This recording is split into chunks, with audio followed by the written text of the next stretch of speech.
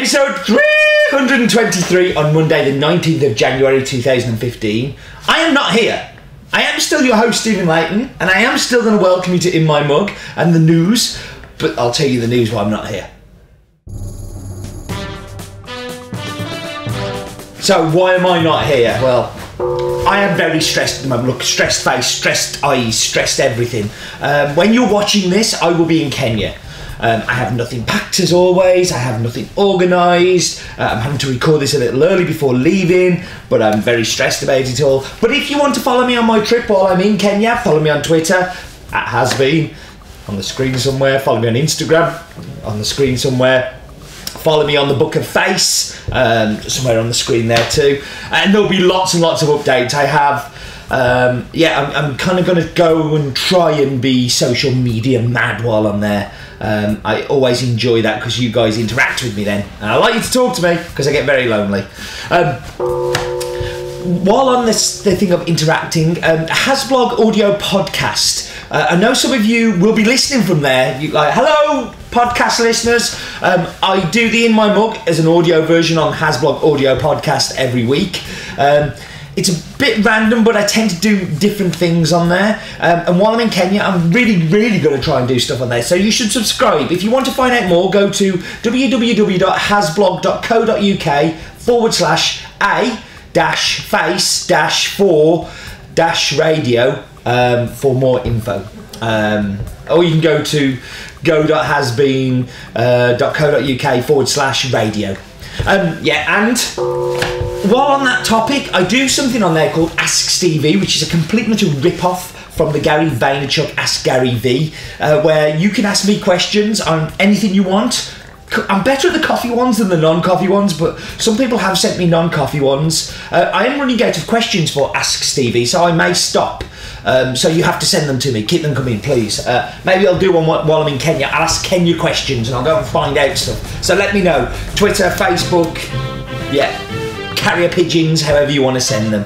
And that was the funky news, and we should move on and we should get on to focus on. And this week I'm going to focus on a country that I don't tend to do so many coffees from, and that's Rwanda.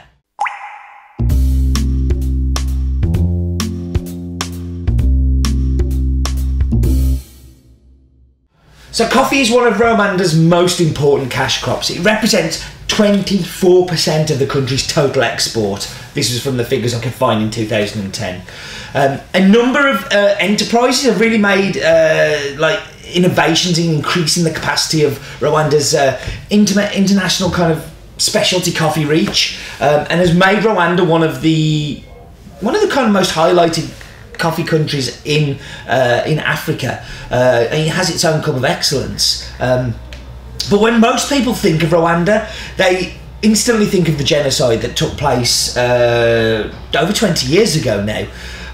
Left 800,000 people dead. And to put that into context, 10 million population, nearly 1 in 10 were killed as part of the genocide.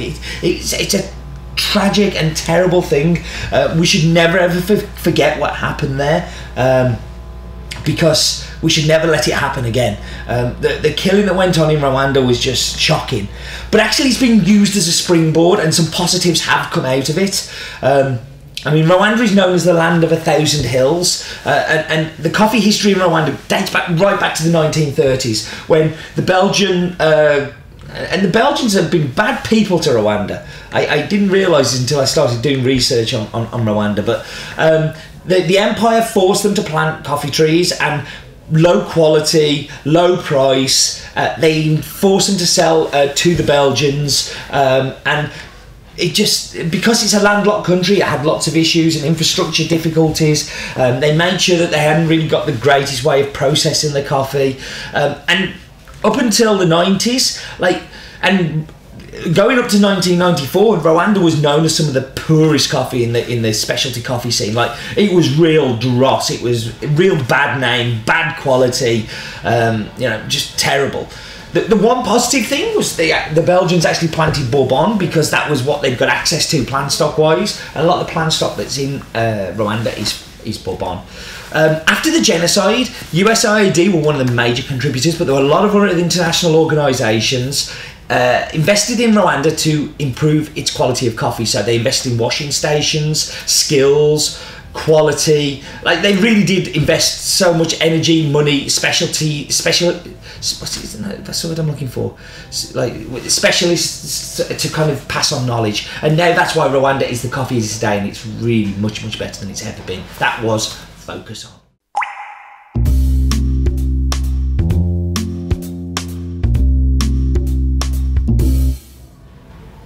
So located in the southwest of Rwanda, Mibirizi Coffee washing station is owned by the Nile Congo Mountain Coffee Company. The washing station is situated 1,750 metres above sea level, has an average rainfall of, I think it was 2 metres a year, an average temperature in the early 20s, and is an amazing place. It's in between the Lake Kivu and the Nile Congo crest, and is just full of Bourbon Arabica trees, and have been planted there for many, many years. Part of the Belgian colonisation. In 2004, there was a small group, I think it's 3 people, came back after the genocide of '94 to assist in this improving coffee quality. So they're originally from Rwanda, fled, and then came back later, and have helped lots of smallholder producers come together and bring their coffee to this washing station, and are really focused on quality. So, you know, they're cupping everything that comes through, and they're focusing on sorting, like real specialist high quality sorting, using a very heavily women-led workforce, over 70%, and taking this quality approach, working hard, cupping everything, separating lots, has meant that they have really won lots and lots of different awards. One of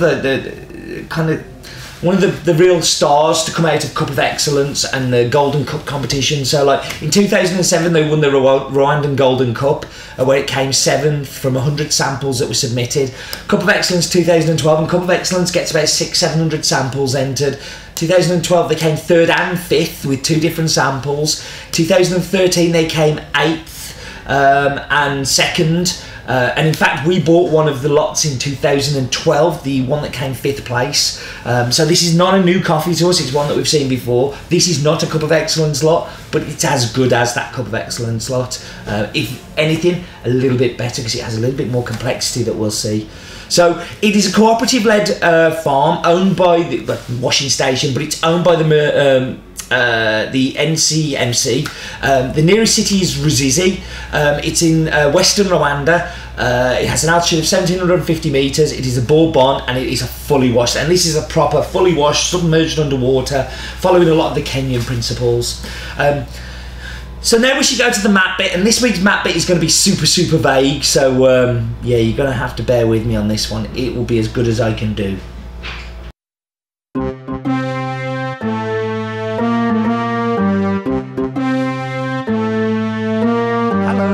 Welcome to the shortest map bits ever. We're getting a series of these. Like, the next 3 out of the next 4 are just mega small, and that's because we're going to Africa. And Africa, it's so tough to get the data.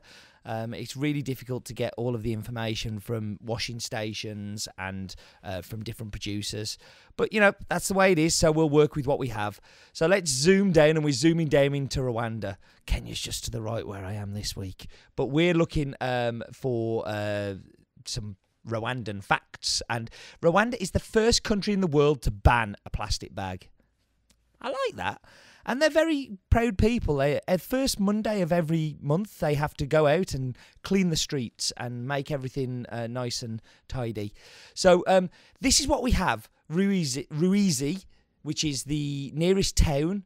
And it's not a town, it's a village, it's a canton, it's a small area. But this is all we have on where the washing station is. So the lowest point is the Ruzizi River at 950 metres, and the highest is 4,519 metres. So coffee growing country is everywhere in Rwanda, because that 950 metres, you can grow Arabica. The beauty of being a landlocked country. Of course, there are lots of negatives to being a landlocked country. It means that you have to ship all of your coffee through another country. And that's a topic for another day. But that was the wonderful map bit.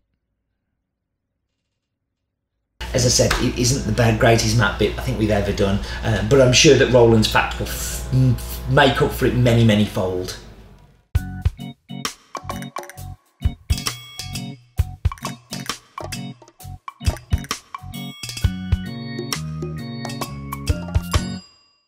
The average life expectancy for people in Rwanda is 58. It's the 192nd worst country for annual life expectancy.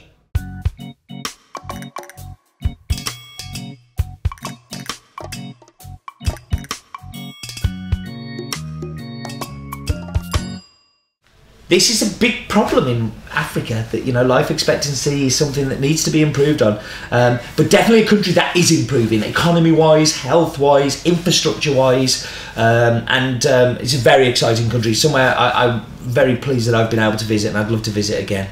Right, I'm going to whap you on pause. I'm going to go get tasting delicious drinks and be back with you in just a second.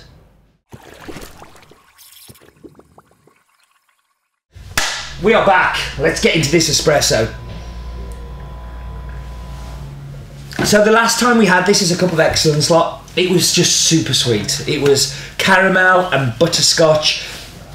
It's still there. It's still there, butterscotch, and it's lovely. But what you get as well is this beautiful lemon acidity. It's really sharp, but like the caramel kind of softens it a little bit, and it finishes up with this tea-like, like black tea finish that is just amazing. It really is. Super complex, super complex. Let's get into milk. Here, it just turns into that butterscotch. That's all it is. It's like one of those little butterscotch sweets, sucking away on it. Delicious. It's really, really good.